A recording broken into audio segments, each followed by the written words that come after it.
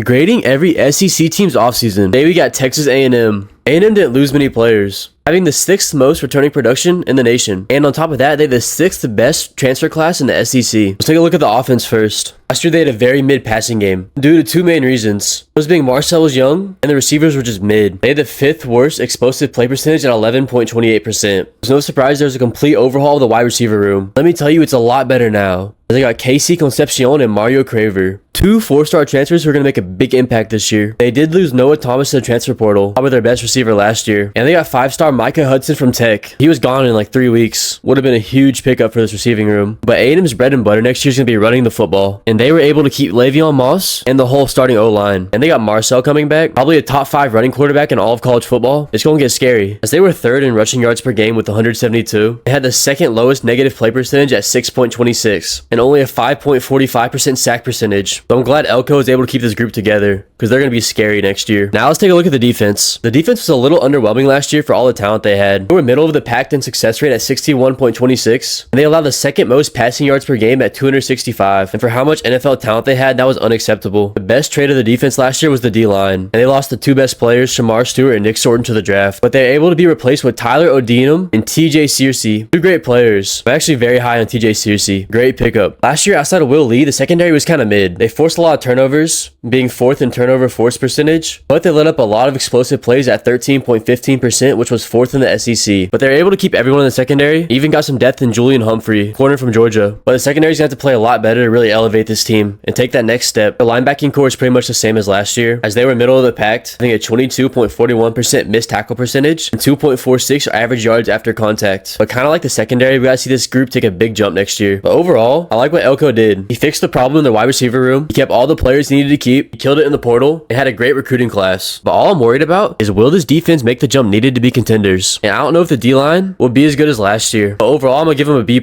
I would have given him an A-, but they lost Micah Hudson. That's all I got. Let me know what y'all think and comment what team I should do next.